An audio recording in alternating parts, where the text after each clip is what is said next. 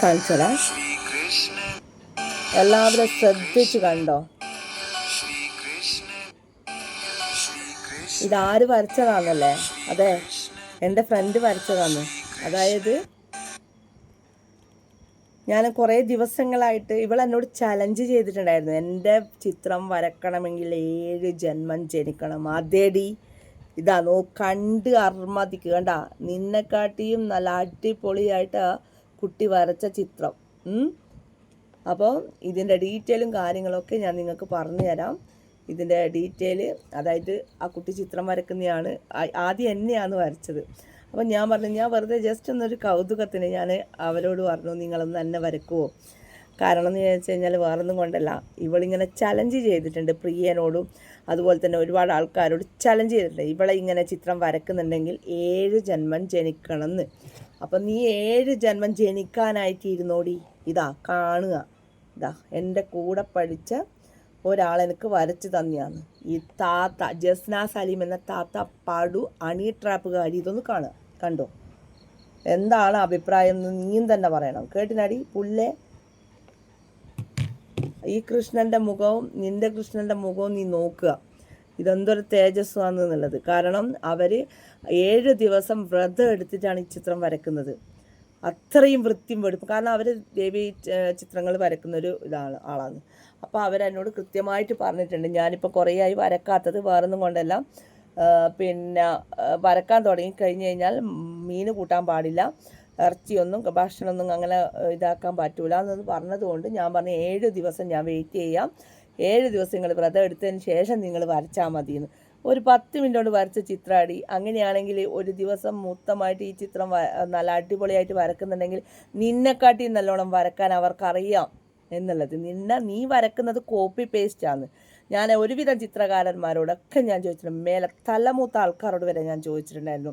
അപ്പോൾ നീ വരക്കുന്നത്, നീ ആൾക്കാരുടെ മുന്നിൽ വരക്കുന്നത്, അതായത് ഗിന്നസ് റെക്കോർഡിൽ കയറണമെന്നുണ്ടെങ്കിൽ ലൈവായിട്ട് നീ വരക്കണം. ലൈവായിട്ട് വരക്കുന്നില്ലെങ്കിൽ നമ്മളടക്കമുള്ള ആൾക്കാർ അതിനായിട്ട് തുനിഞ്ഞിറങ്ങും. കാരണം നമ്മളെ 10 ആൾക്കാരെ മുന്നിൽ അവർ തരുന്ന പേപ്പറിൻ്റെ അകത്ത് നീ വരച്ച് കാണിക്കുന്നുണ്ടെങ്കിലേ മാത്രമേ നീ ഗിന്നസ് ബുക്കിൽ കയറും.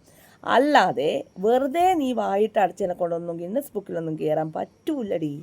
അതങ്ങനെയാണ്. കാരണം ചിത്രകാരന്മാർ ഒരുമിച്ച് നിന്ന് ഒരുമിച്ച് വർക്ക് ചെയ്ത് ആ വരച്ച് കൊടുക്കുന്ന ചിത്രമാണ് അവിടെ ഇതാക്കുന്നത്.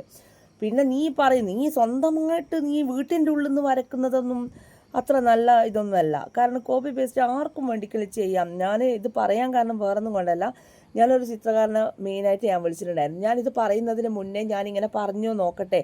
അപ്പോൾ അയാൾ എന്നോട് പറഞ്ഞത്, മോളെ നമ്മളൊക്കെ ചിത്രകാരന്മാരാണ്, ആ ചിത്രകാരന്മാർക്കൊരു കഴിവുണ്ട്. ആ കഴിവ് എന്ന് പറഞ്ഞു കഴിഞ്ഞാൽ നമ്മൾ ആൾക്കാരെ മുന്നിൽ പ്രൂവ് ചെയ്ത് കൊടുക്കണം. അതായത് നമ്മൾ ആൾക്കാരുടെ മുന്നിൽ നിന്ന് വരച്ചു കൊടുക്കണം. അതാണ് ഒരു ചിത്രകാരൻ്റെ ഇത്. അല്ലാതെ ഈ വീട്ടിൻ്റെ ഉള്ളിൽ നിന്ന് ഞാനിതാ ചിത്രം വരക്കുന്നു, ഞാനിതാ ഇത് ഞാനാ വരച്ചത്, വീട്ടിൻ്റെ ഉള്ളിൽ നിന്ന് ഞാനാ ഇത് വരച്ചത് എന്ന് പറഞ്ഞു കഴിഞ്ഞാൽ നിങ്ങൾ എന്താ ചെയ്യുക? നിങ്ങൾ ഉത്തരം പറ, നിങ്ങളെന്താ ചെയ്യുക? പോടപ്പുല്ലേന്ന് പറഞ്ഞിട്ട് നിൽക്കൂലേ? ഇപ്പം ഈ ചിത്രം ഞാനാ വരച്ചതെന്ന് പറഞ്ഞു കഴിഞ്ഞാൽ നിങ്ങൾ വിശ്വസിക്കൂലേ? അതാണ് ഇവിടെ നടക്കുന്നത്. ഇവിടെ നടക്കുന്നതും അത് തന്നെയാണ്. ഈ അണി ട്രാപ്പിലൂടെ നടക്കുന്നതും ഇത് തന്നെയാണ്.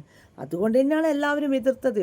ഇപ്പം ചാനലിനകത്ത് ഇൻ്റർവ്യൂവിൽ പറയുന്നത് കേട്ടു, പിന്നെ മക്കളെയൊക്കെ ഉപേക്ഷിച്ചിട്ട്. അതേടി, മക്കളെ ഉപേക്ഷിച്ചിട്ടു ഞാൻ എൻ്റെ ശാരീരിക സുഖത്തിന് വേണ്ടിയിട്ട് ഞാൻ ഇവൻ്റെ കൂടെ വന്നത് തന്നെ. അതിന് നിനക്കെന്ത്? പിന്നെ നീ തട്ട ഉപേക്ഷിച്ചത് നിൻ്റെ അരുണിന് വേണ്ടിയിട്ടാണെന്ന് ഞാൻ പറയുന്നു. നീ തട്ട ഉപേക്ഷിച്ചത് നീ വേറെ ഒരാൾക്ക് വേണ്ടിയിട്ടല്ല, സലീം കാക്കക്ക് വേണ്ടിയിട്ടല്ല. ഈ അരുൺ ഹിന്ദു ആണ്, ഹിന്ദുവിൻ്റെ ഇതിലാണ് നടക്കുന്നത്. അപ്പം അവൻ്റെ കൂടെ നടക്കണമെന്നുണ്ടെങ്കിൽ തലയിൽ തട്ടാൻ പറ്റില്ല. അതുകൊണ്ടാണ് നീ ഇങ്ങനെ ചെയ്തത് എന്ന് ഞാനും പറയുന്നു. എന്താ, ശരിയല്ലേ മോളെ? അതെ, ശരിയാണ്. പിന്നെ നീ ഇമ്മാതിരി കളവൊന്നും പറഞ്ഞിട്ട് ചാനലുകാരെ അങ്ങ് ഫലിപ്പിച്ച് കഴിഞ്ഞാൽ ജനങ്ങൾ വിശ്വസിക്കുമെന്ന് വിചാരിക്കുക. ഒരിക്കലും വിശ്വസിക്കില്ല. കാരണം ജനങ്ങൾക്ക് മനസ്സിലായി നീ എന്ന മഹാകള്ളത്തിയെ. കാരണം കേസ് കൊടുക്കും. ഇപ്പം പലതരം ആത്മഹത്യകൾ ഞാൻ കണ്ടിട്ടുണ്ട്. പിന്നെ പ്രശസ്തിക്ക് വേണ്ടിയിട്ടുള്ള ആത്മഹത്യ ഞാൻ ആദ്യമായിട്ട് കാണുന്നതാണ്. അതെ, എത്ര ചാനലിൽ വന്നിട്ടാണ് പറയുന്നത്, ഞാൻ കൈമുറിച്ച് 1 അല്ല 2 അല്ല 3 അല്ല. നാണോ മനോൾപ്പുണ്ട് ഇങ്ങനെ പറയാൻ മാത്രം? ആത്മഹത്യയൊക്കെ ശ്രമിച്ചെന്ന് പറയുന്നത് എനിക്ക് ഒരു പക്ഷേ അന്തസ്സുള്ള കാര്യമായിരിക്കും. എന്തുകൊണ്ടാണെന്നറിയാം, നമുക്കൊക്കെ വെറും പരിഹാസമാണ്. കാരണം വേറൊന്നും കൊണ്ടല്ല, അത് പിന്നെ ആത്മഹത്യ നാടകം കളിച്ചത് പൊട്ടിപ്പോയോണ്ടായിരിക്കും. ആ, അത്ര തന്നെ. അപ്പോൾ അടുത്ത വീഡിയോയിൽ വരുന്നത് വരെ നമസ്കാരം, ശുഭരാത്രി. അപ്പം എല്ലാവരും വീഡിയോ സ്കിപ്പ് ചെയ്യാതെ കാണുക. Bye bye.